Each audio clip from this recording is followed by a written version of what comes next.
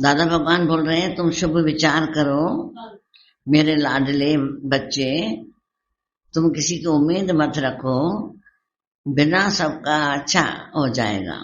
उम्मीद रखे बिना और किसी में उम्मीद न रखो, उम्मीद रखे बिना ही तुम्हारा सबका अच्छा हो जाएगा। क्योंकि जो लोग फूल बेचते हैं ना, उनके हाथ में खुशबू अवश्य रह जाती है। तुम फूल बेच रहे हो, तुम अच्छा प्यार भेजो, वाइब्रेशन भेजो, तुम भेजो, तुम सुविचार भेजो, अच्छे विचार भेजो। परमात्मा सबके अंदर तू है, सबकी बुद्धि अच्छी करो, सबके अंदर आप बैठे हो, ऐसे बोलते जाओ। बेटे में भी, पति में भी तुम हो, बेटे में भी तुम हो। जैसे अच्छे विचार करते जाओगे 7 दिन में फर्क आ जाएगा। क्योंकि उसने वर दिया है, जब गऊ करण ने 7 दिन भागवत रखा था ना, तो उसने वर दिया है कि जो 7 दिन भगवान के वचनों पे लगातार चलेगा, एक टक के विश्वास रखेगा, और वो मुक्त हो जाएगा, उसके काम अपने आप हो जाएंगे। मुक्त का मतलब वो दुनिया के झंझट खराब से छूट जाएंगे।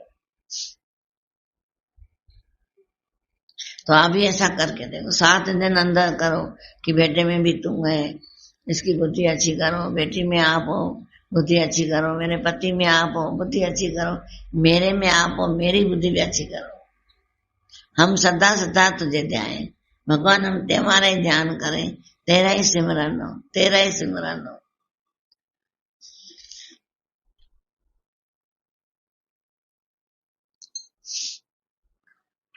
आ गया?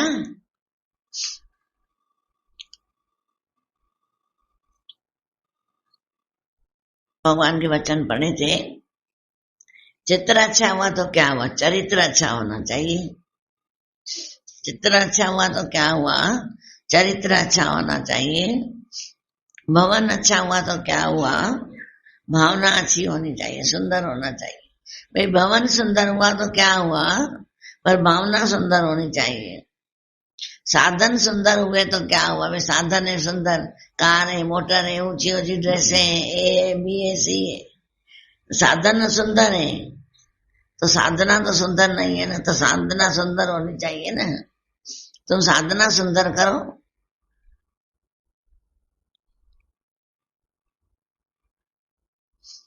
दृष्टि ही नहीं सुंदर है, तो दृष्टि कोण कैसे सुंदर होगा। भाई मेरी दृष्टि अच्छी नहीं है, तो कोण माना औरों के अंदर तुम्हारी सुंदरता कैसे पहुंचेगी। तो दृष्टि सुंदर करो। तन सुंदर हुआ तो क्या हुआ, मन सुंदर होना चाहिए, मन सुंदर होना चाहिए।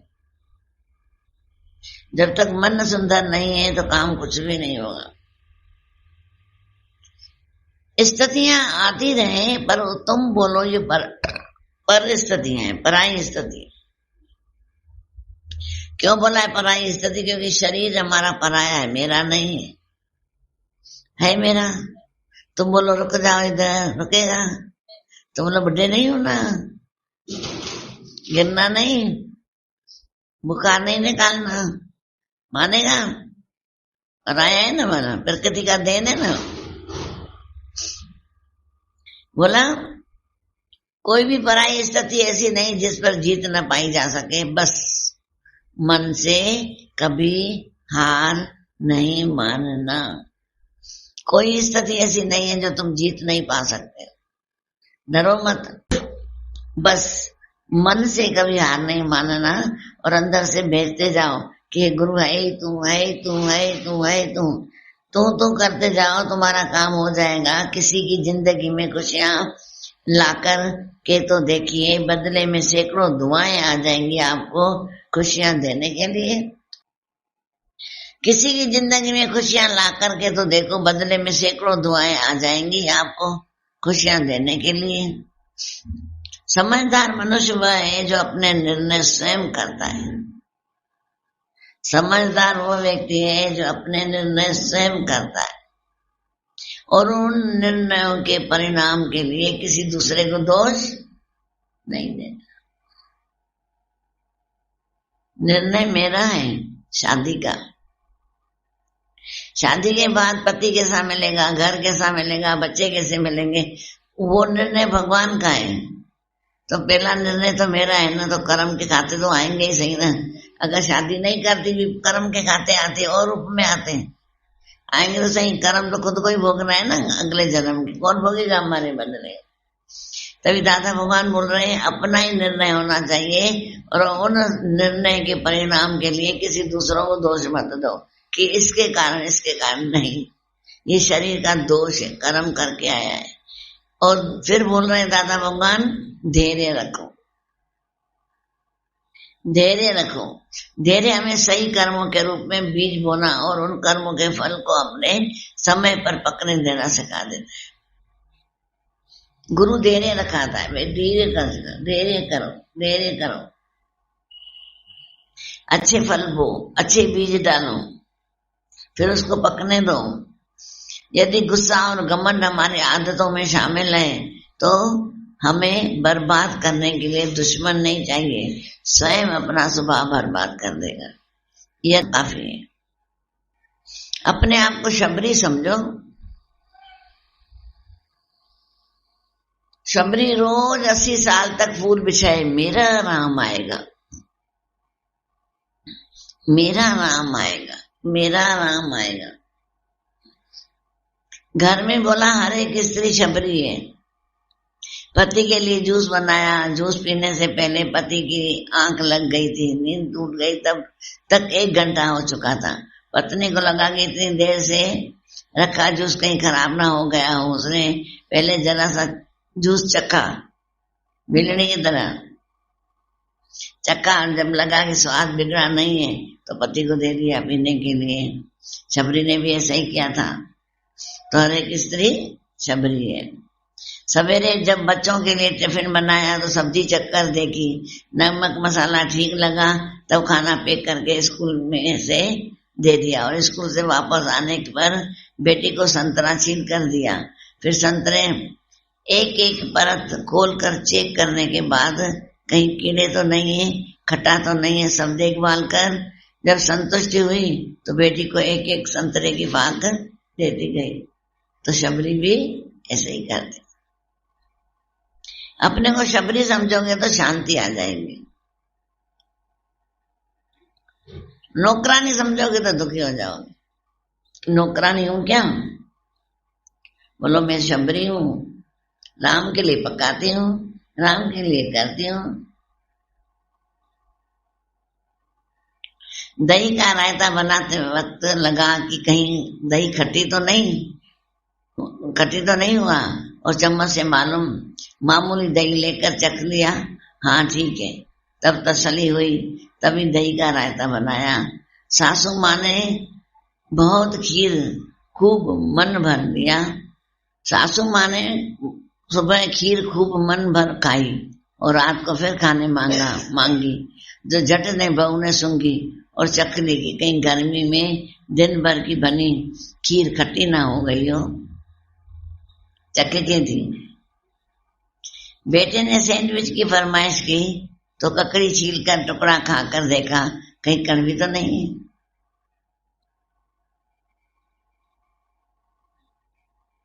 ब्रेड को सूंघा और चखा कि पुरानी तो नहीं है, दे दी दुकानदार वाले ने।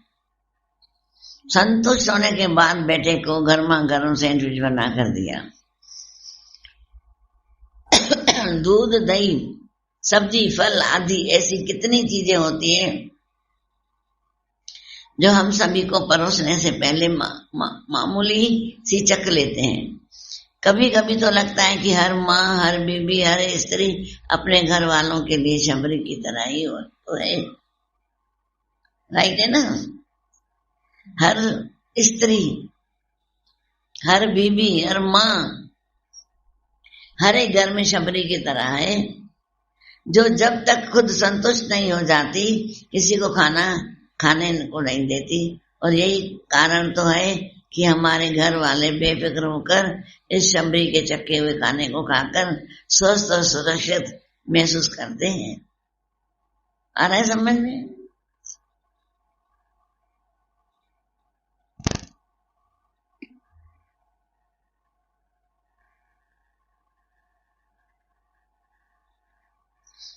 हर उस महिला को समर्पित जो अपने परिवार के लिए शबरी है। त्याग व प्रेम का ऐसा सुंदर चित्रण भारतीय सनातन, हमारे सनातन भारतीय स्त्री ऐसी है जो हर एक स्त्री शबरी है, हर एक स्त्री माता मदालसा है, हर एक स्त्री रानी चूड़ाला है, प्रेम की मूर्त है, त्याग की मूर्त है स्त्री। और हिंदुस्तान की स्त्रियों पे गर्व है कि घर वालों से बहुत प्यार करती हैं, गर्व है। वाकई में स्त्री त्याग करते हैं। भगवान ने काम बांट दिया है, स्त्री को घर का दे दिया है, पुरुषों को कमाने का दे दिया है, बंटवारा कर दिया है। जैसे बंटवारा होता है ना, भगवान ने बंटवारा कर दिया है। अब बच्चे लेडीज पैदा करती है, घर पालता तो वो है ना, कमा के खिलाता तो वो है ना। तो बोला ऐसे संसार भगवान ने चक्र ऐसा चलाया, चक्रव्यूह जिसको बोला गया है। चक्रव्यूह चलता रहता है, कभी बंद नहीं होता है भगवान का। देखा करो हर पिक्चर में, हर खेल में चक्र है, गोल गोल घूमता रहता है। ये चक्र क्या है? ये संसार को रख के बैठा है भगवान चीज पे, कि देखो जगत चल रहा है अपने आप। कहीं देखो ट्रेनें उल्टी कर रहे हैं, हवाई जहाज को आग लगा रहे हैं, पानी में फेंक रहे हैं। कहीं पानी का उफार इतनी आ रही है, सूखा धरती, उफार इतनी आ रही है कि पूरे घर लेके जा रहे हैं। जो घूमने जा रहे हैं उनको भी पानी में डुबो के ले जा रहे हैं। भगवान की अद्भुत प्रकृति है। तो जब अद्भुत प्रकृति को देखते हैं कि वाकई में लगता है कि परमात्मा तू कैसा, जैसे नाल तैसा, तू कैसा है, जैसे नाल तैसा है। उसकी विचित्र है संसार। बाकी हम क्यों घबराए? बोला बच्चा तुम चिंता मत करो, मैं बैठा हूं ना। जब बैठा है तो हम क्यों चिंता करें? फिर पालनहारा बैठा है ना, चिंता क्यों कर रहे हो?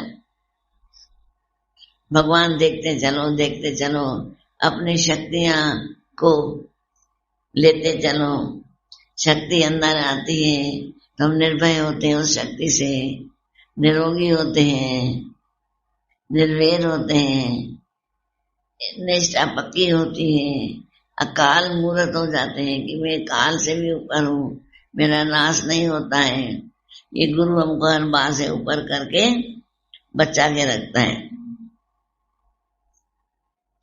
बचा के रखता है। गुस्सा गायब करता है गुरु, हमारी आदतें चेंज करता है, दुश्मनी खत्म कर देता है अंदर से। किसकी दुश्मनी कर रहा है?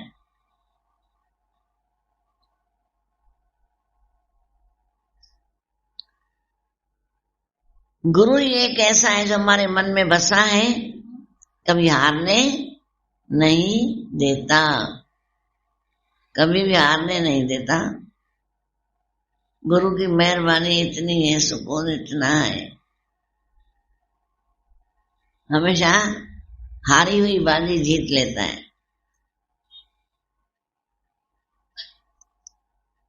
तभी बोला खरीद लीजिए, दुनिया में सुकून मिल जाए तो कहीं से खरीद लीजिए। दुनिया के सारे ऐशो आराम, फिर जरा हमें भी बताइएगा सुकून के दाम क्या है। खरीद लीजिए दुनिया के सारे ऐशो आराम, फिर जरा हमें भी बताइएगा सुकून के दाम क्या है। अपने अंदर की शक्ति को नष्ट मत करना। जिस दिन अपने अंदर की शक्ति को नष्ट कर दिया, उधर ही बंद जाओगे। दीप जलाओ, अपने अंदर का अंधेरा मिटाओ। दादा भगवान बोल रहे हैं खुद मिटाओ। अब कैसे मिटेगा? तुमने ज्ञान का बुला दिया, जला दिया, अंदर ज्ञान सुना, दादा भगवान के वचन वाक्यम सत्यम किए, ये मैंने दिया जलाया और अंदर जो अज्ञान पड़ा था वो नाश होता गया। जब लाइट जलती है अंधेरा अपने आप चला जाता है ना, भगाते थोड़ी है।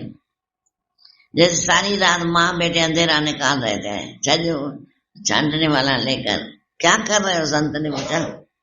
अंधेरा साहब निकाल रहे हैं। बोला अंधेरा साहब ऐसे कैसे निकलेगा, समय आने से अपने आप चला जाएगा,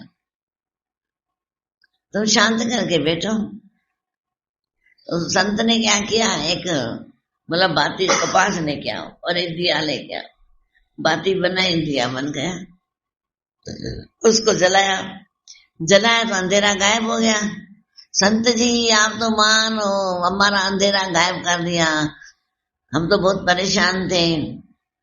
तो क्या किया संत ने, एक दिया जलाया। गुरु भी एक दिया जलाता है ज्ञान का। जब वो दिया जल जाता है हमारे अंदर की, तम खत्म हो जाता है, अज्ञान खत्म हो जाता है। जब अज्ञान खत्म हो जाता है हमारे अंदर का, तो एक झिलमिल अंदर की शक्ति अपने आप प्रकट हो, अपने आप ही। इसलिए बोला उठो जागो, दीप जलाओ। दिवाली में हजारों दिए जलाते हो, अभी दिल में एक दीप जलाओ ज्ञान का। तभी बोला एक बंदा था,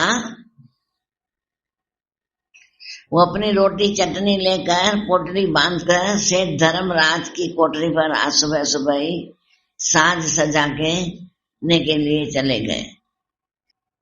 सेठ ने कल शाम को ही कड़ा निर्देशन दिया था कि कल जल्दी कोठी पर आकर सजावट और हार तोरण से पूरी कोठी सजा दो।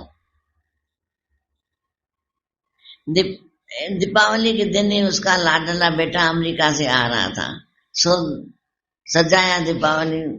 शाम होते होते दीप झिलमिलाने लगे।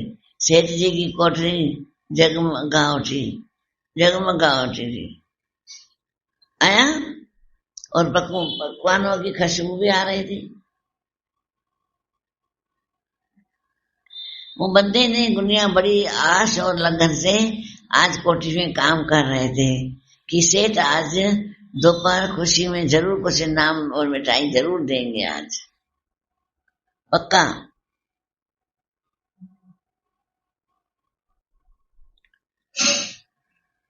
दादा भगवान ने सबसे, उनकी दिवाली भी अपने बच्चों में पूछा गया कि तुम दिवाली कैसे मनाओगे। जमी थी, बेटे के दोस्त और रिश्तेदारों के आने से खुशियां हरी भरी हो गई थी। शाम ढल रही थी, वो दोनों भी सेठ जी से आज्ञा लेकर जाने लगे। मन में उदासी छा गई, मन में उदासी छा गई।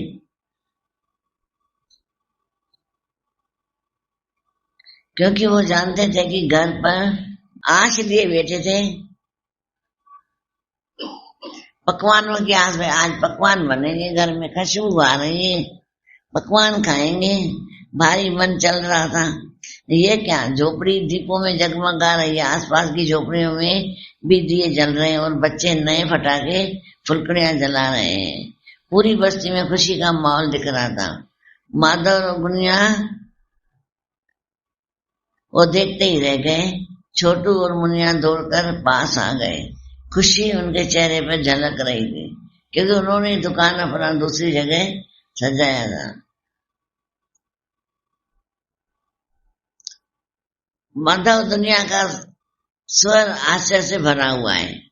पैसा बंधा है, उसको सब अक्ल है, पर अक्ल होते हुए भी इंसान भूल जाता है, गलतियां हो जाती हैं और आखिरी में गलतियां अपनी करके चला जाता, छोड़ के चला जाता।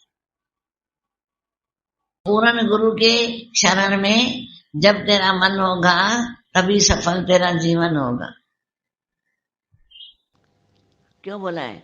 शिवो हम माना सब में भगवान है, सो हम वो मैं हूं, ओम वो तू है, मैं भी तू है, तुम भी मैं हूं, सर्व में वो है।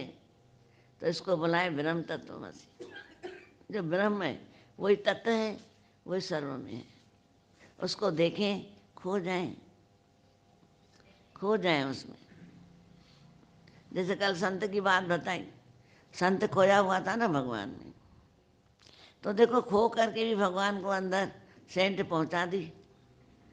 तो अगर वो सेंट पहुंचा सकता है तो हम अपने अंदर के भाव नहीं पहुंचा सकते हैं? हे परमात्मा, ऐसी मत दीजिए मेरे दादा, मैं सदा सदा तुझे ध्याऊं। ऐसी मत दीजिए मेरे प्रभु, मैं सदा सदा तुझे ध्याऊं। तुझे बिन अवर न पेखे कोई, मेरा तेरे सिवाय कोई नहीं है, तू ही है।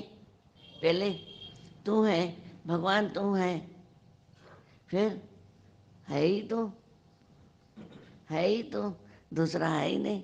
ये पढ़ाई अपने काम में काम, जो मिलाए सेवा मिली करो, इधर उधर क्या देखें, टाइम ही नहीं है, क्या देखोगे इधर उधर। भक्त तो जो कर रहा है, अगर तुम्हारे से कोई बदमाशी कर भी रहा है, हेरा फेरी कर भी रहा है, अपने लिए कर रहा है, तेरा की। और अपने आप प्रकृति उसको लुच्चा के लफाड़ छाने के नाम पंज पाने नहीं दिया है। हमारे सोचने की जरूरत ही नहीं है।